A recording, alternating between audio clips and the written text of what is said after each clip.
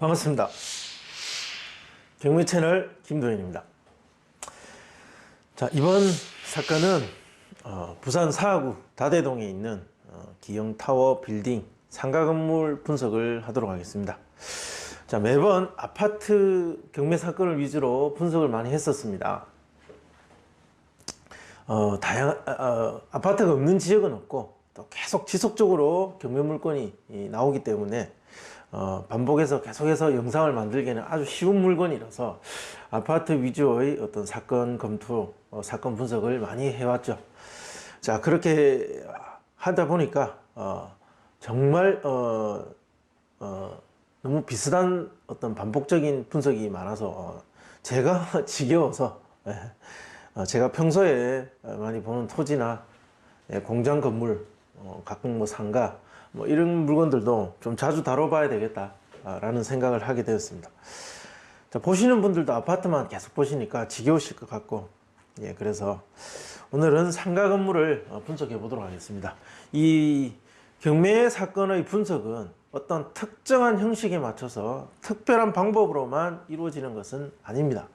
물건에 따라서, 자, 그 물건을 사고자 하는 목적이 무엇인지, 낙찰을 받아서 어떻게 활용할 것이고, 또 사고자 하는 사람이 어떤 사람인지에 따라서 분석의 과정과 분석에서 주된 어떤 검토 내용이 달라집니다. 그럴 수밖에 없죠. 그건 당연한 겁니다. 즉, 어떤 컨설팅의 형태는 어떤 그 1대1 맞춤 형태의 그 컨설팅이 필요한 사람, 매수하고자 하는 사람에 따라서 달라질 수밖에 없다는 것을 말씀드립니다. 그러다 보니까 어떤 일관된 형태의 어떤 사건 분석을 수업을 한다는 게 저한테는 사실 어려웠습니다. 그래서 이 사건도 컨설팅한 사건은 아닙니다.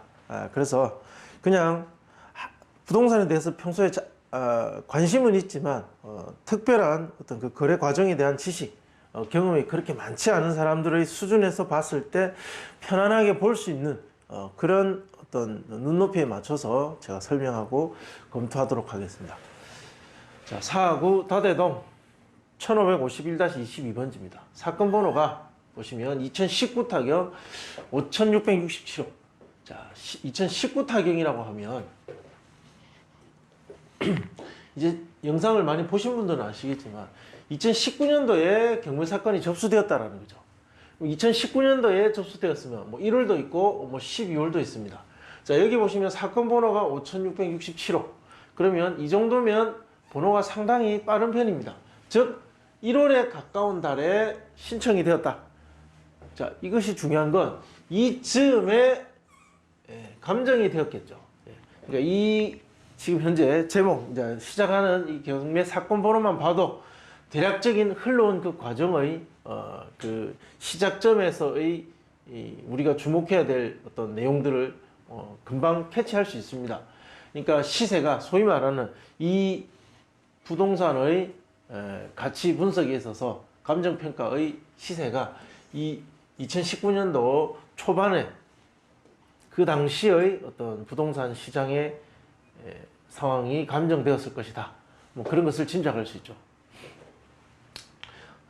사건 내용 한번 보겠습니다.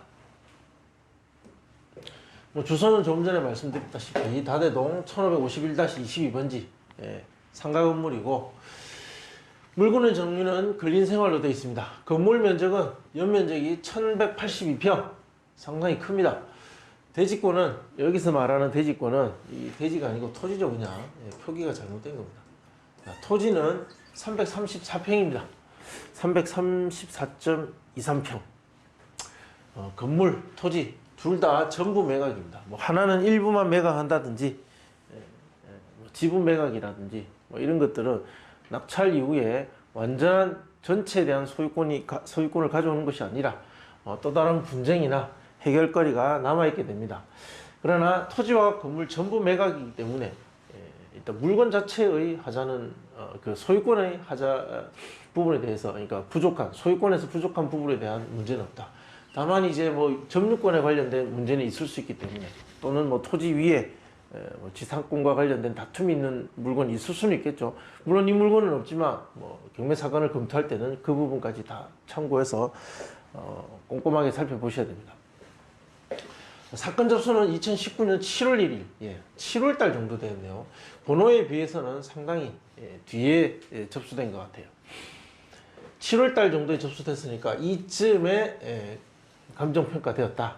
그때쯤 시세다. 뭐 이렇게 보시면 되고, 소유자 아주 이름이 깁니다. 어떤 개인이 아니라 어떤 법인이라 어떤 사단, 이런 어떤 그 집단의 어떤 그 소유권일 겁니다. 그러니까 이 지금 제가 정확하게 이름이 보이진 않는데 이 법인은 아니고 어떤 재단이나 사단 형태의 소유자로 보입니다. 채무자도 이름이 좀 다른데 이름이 같네요. 채무자는 소유자인 것 같아요. 채권자는 뭐뭐뭐 은행입니다. 어떤 은행에서 대출을 받았고 이자를 내지 못해서 여기에 이르렀다. 그러니까 이자를 내지 못했다. 자, 이자를 내지 못한다는 것은 이 건물 자체의 어떤 운영 소득으로만으로 이 이자도 내지 못할 만큼 어려운 상태다. 그러니까 저는 은행에서 담보권 실행으로 경매에 나온 사건을 분석할 때는 상당히 더 주의해서 그 경제적 가치를 살펴봅니다. 이자를 내지 못할 정도라면 도대체 여기 어떤 임대 사업성이 어느 정도 되길래 이렇게 됐는가? 지금 나오고 있는 월세, 임대차 관계가 합리적이고 지금의 상황에 맞는가? 자, 그런 부분에 대해서 좀 더 주목해서 분석해 봐야 된다. 이렇게 말씀드릴 수 있습니다. 입찰 40일 전입니다. 40일 전. 조금 더 자세히 입찰 진행 내용을 보시면 42일 남은 사건이고요. 제가 어제 이 물건을 자료를 이렇게 만들었으니까 지금은 41일 전입니다. 41일 전.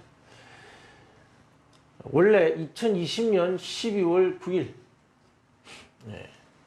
29억 2,900으로 1차 진행을 했으나 유찰됐고, 그리고 2차에서 또 유찰됐고, 이제 3차까지 왔습니다. 이 3차까지 왔는데 2월 17일 변경이 됐습니다. 그렇게 해서 죄송합니다. 3차에서 또 유찰됐습니다. 그래서 4차까지 왔는데, 자, 4차까지 왔는데 변경이 됐습니다. 변경이 돼서 14억 9,900에 변경이 되어가지고 있다가 다시 이 감정 자체가 바뀌어서 다시 나왔습니다. 재감정을 한 것 같아요. 경매 진행 자체를 4차에서 다시 재감정한 후 진행을 한다. 그래서 감정은 31억 5천 그 정도 금액에서 진행을 하고 있습니다. 자, 사건 내역을 봤는데 어떤 사건인지, 어떤 물건인지, 어디에 있는 물건인지 한번 보겠습니다. 제가 이 일반적인 경매 물건을 분석할 때는 이미 사건의 기본적인 내용은 검토하셨고, 그리고 어디에 있는 물건이고, 심지어 현장도 좀 아시는 분들이 제 방송을 본다고 생각해서 이런 위치와 현장 사진, 어떤 이런 내용에 대해서는 수업 중 언급을 거의 안 했습니다. 그러나 처음 보시는 분들도 많이 있을 것 같아요. 그래서 어디에 있는지 그 지역에 대한 설명도 좀 해드리겠습니다. 부산이 이렇게 생겼죠. 뭐 복잡하게 생겼습니다. 뭐 이렇게, 자, 이렇게 여기까지, 여기 가덕도까지. 최근에 아주 중요하죠. 여기 가덕도. 자, 굳이 그리자면 뭐 이런 형태로 뭐 부산이 생겼습니다. 자, 이 중에 아주 남쪽에 다대포 해수욕장이 있는, 자, 여기 동그라미 쳤죠. 다대포 해수욕장이 있는 여기에 앞에 있는 상가다. 자, 큰 범위에서 이 광역 도시 안에서의 위치가 어디쯤인지는 자, 확인하셨고, 자, 그러면 조금 지역을 축소시켜서 다대동의 이쯤에 위치한다는 걸 보여드리겠습니다. 자, 여기가 다대포 해수욕장입니다. 여기가 다대포 해수욕장이고, 그리고 이게 주차장이 있고요. 그리고 여기 그 다대포 지하철역이 있습니다. 종점입니다. 1호선 종점. 자, 이 지하철이 이렇게 연결되고 도로가 이 지하철을 따라 이어지고 있습니다. 이쪽은 다 바다입니다. 자, 그 앞에 아파트 단지들이 있습니다. 다대 대우 아파트, 모른데 그린 비치 아파트, 다대 푸른 아파트, 이렇게 아파트 단지가 밀집해 있습니다. 근데 그 지역에서 여기 앞에 바로 뒤에 아파트 단지를 두고 도로변 앞에 있는, 그러나 약간 사선으로 대각선으로 있는 위치한 그런 상가다는 거죠. 조금 더 가까이서 보겠습니다. 자, 조금 더 가까이서 보면, 자, 위치를 보면, 자, 이렇게 확대하면 이렇게 생겼습니다. 여기가 도로변입니다. 도로의 폭은, 자, 인도까지 해서, 자, 여기까지. 도로가 상당히 크죠. 예. 왕복 7차선인가? 그렇죠. 7차선에, 예, 그리고 인도까지 하면 상당히 도로폭이 넓은 어떤 그런 도로변 앞에, 자, 이렇게 있습니다. 도로변에서 직접 보면 이 정도 위치까지는 바로 전면으로 보이지만 여기서부터 좀 가려서 잘 안 보입니다. 이렇게 길게 생긴, 만약에 이 상가가 도로변에 직접 모든 그 가로변이 다 접해 있다면 상당히 가치가 더 좋을 겁니다. 그러나 조금 아쉽게도 약간 사선으로 비껴나가서 위치하고 있다. 자, 뒤에는 아파트 단지가 있고 앞에는 도로변이 있는, 최고의 어떤 위치는 아니지만 그러나 충분히 투자하고자 하는 사람 또는 상가 물건을 매입하고자 하는 사람들 입장에서는 관심을 가질 법한 물건입니다. 자, 도로 전면에서 봤을 때 이 사진입니다. 그러니까 이렇게 약간 옆에서 한 8m 정도의 어떤 소로가 이어지고 있죠. 그 앞으로 사선으로 꺾여서 대로변에서 바라본 위치입니다. 이렇게. 예, 그러다 보니까 가시성을 위해서 측면에 이렇게 간판을 걸어 두고 있습니다. 그리고 안쪽으로 들어가서 보면, 자, 확대를 하겠습니다. 예, 조금 더 안쪽으로 들어가서 건물의 전체를 보면 이렇게 생겼습니다. 아주 길게, 예, 토지 모양이 그렇게 생겼으니까 당연히 건물 모양도 토지 모양대로 생길 수밖에 없습니다. 이렇게 소로를 따라 아주 길게 생겼습니다. 자, 그리고 길 반대편, 반대편이 아닌 안쪽으로 들어가서 그쪽에서 바라보면 이렇게 대로변은 이쪽이 있죠. 예, 대로변은 이쪽에 있고, 자, 여기서 바라본 모습입니다. 그러니까 사실상 이 정도의 부분은 어떤 대로변의 어떤 가시성 효과를 볼 수 없는 부분이고, 이 정도의 부분은 대로변에서 그런 가시성 효과를 볼 수 있는 부분입니다. 이렇게 생겼다, 이런 상가라는 것 보시고, 자, 그리고 내부 사진도 있더라고요. 경매 사건 검색해 보시면 이렇게 내부 사건도 있습니다. 내부 사진도 있습니다. 자, 상가의 모양대로 안에 내부도 생겼을 겁니다. 이렇게 사무실로 쓰고 있는 부분도 보이고, 예, 운동시설로 쓰고 있는 부분도 보이고, 이렇게 상가가 길게 생겼으니까 아마 이렇게 복도 형태로 이루어져 있을 것이다. 자, 복도의 사진도 보입니다. 제가 조금 신기하게 봤던 건 이 사진입니다. 층고가 제법 높은 어떤 강당 형태의, 어떤 사람이 집합해서 뭔가 활동을 할 수 있는 강당 형태의 이런 모양의 실내 사진이 있습니다. 예, 뭔가 어떤 용도로 활용됐는지, 지금 어떻게 쓰고 있는지, 누구에 의해서 어떻게 활용되고 있는지 부분이 참 궁금하게 만드는 사진입니다. 어쨌든 이렇게 층고가 높은 실내 공간도 있다라는 것. 자, 이 물건에 대해서 이제 분석을 해야 됩니다. 점유 현황. 자, 점유 현황 보시면 절반 정도는 근린생활시설, 2종 근린생활시설이고, 절반은 반을 잘라서 자동차 관련 시설이라고 이렇게 표기하고 있습니다. 누가 어떻게 점유하고 있는지에 대한 대략적인 어떤 그 조사 내용입니다. 자, 앞에 보시면, 아까 우리가 사진에 보시면, 자, 이렇게 생겼었죠. 네. 점유도 이렇게 구분을 해 놓은 것 같아요. 자, 끊어서 한 절반 정도는 근린생활시설, 그리고 또 절반 정도는 자동차 관련 시설이다. 그리고 각각의 점유 현황이 다르다. 자, 그렇게 보시면 됩니다. 실제로 생긴 것도 여기는 왠지 뭔가 주차장 건물처럼 생겼고, 그리고 앞쪽은 상가 건물처럼 생겼습니다. 아주 자연스럽게 개발된 것 같죠. 이 상가 건물처럼 생긴 것은 도로변에서 어느 정도 가시성이 있으니까 그렇게 개발한 것 같고, 보이지 않는 부분은 자동차 관련 시설로 개발했다. 뭐 이렇게 보일 겁니다.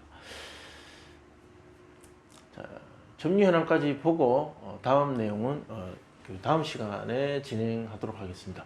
자, 여기까지만 일단 보겠습니다. 자, 위층부터 보겠습니다. 5층 근린생활시설 부분은 임차인이 점유하고 있습니다. 그리고 자동차 관련 시설 부분은 소유자가 점유하고 있다. 아까 사진을 보셨겠지만 어디가 어떤 부분의 사진인지는 사실 지금 제가 상세하게 조사한 사항은 아니기 때문에 저는 잘 모르겠습니다. 이 중에 하나의 사진들이었습니다. 경매 사건을 보시면 좀 더 많은 사진을 일단 볼 수는 있습니다. 사진에 보시면 재밌는 게 이 상가 근린생활시설 부분 안에서도 그 안에서도 일부 소유자가 점유한 부분이 있고 또 임차인도 있고 또 소유자도 있습니다. 그리고 또 창고는 소유자 같은 층에서도 이렇게 임차인과 소유자가 뒤섞여서 점유를 하고 있다. 3층으로 와도 또 마찬가지입니다. 소유자, 임차인. 2층으로 오니까 여기는 이제 임차인만 점유하고 있습니다. 그리고 자동차 관련 시설임에도 불구하고 임차인도 점유하고 있다는 거죠. 실제로 어떠한 임대차 계약으로 점유를 하고 있는지, 이 부분에 대해서 계약이 이루어지고 점유하고 있는지, 또는 계약은 다른 부분에서 되었지만 어떤 지속적인 어떤 거래 관계에 의해서 형성된 신뢰 때문에 일부 그냥 계약 부분과 실제 점유 부분이 다를 수도 있습니다. 여러 가지 경우의 수가 있는데 어찌됐든 소유자와 임차인이 명확한 구분 없이 약간 뒤섞여서 1층부터 5층까지 점유를 하고 있다. 자, 이런 형태로 이해하셔야 됩니다. 어쨌든 이 자동차 관련 시설 부분에도 일부 임차인이 점유하고 있는 것 같습니다. 그러나 나와 있는 임차인의 상호를 봤을 때는 이 자동차 관련 시설과는 조금 차이가 있는, 조금 무관한 그런 상호들로 보입니다. 자, 이렇게 점유하고 있고 이렇게 생긴 다대동에 있는 부산 다대동에 있는 상가다. 물건에 대한 확인을 하는 시간이었습니다. 자, 다음 시간에 이 물건에 대한 조금 더 자세한 권리 그리고 가치 분석을 하도록 하겠습니다. 시청해 주셔서 감사합니다. 궁금하신 내용은 댓글로 남겨주시면 답변해 드리겠습니다. 좋아요, 구독 신청 부탁드리겠습니다. 감사합니다.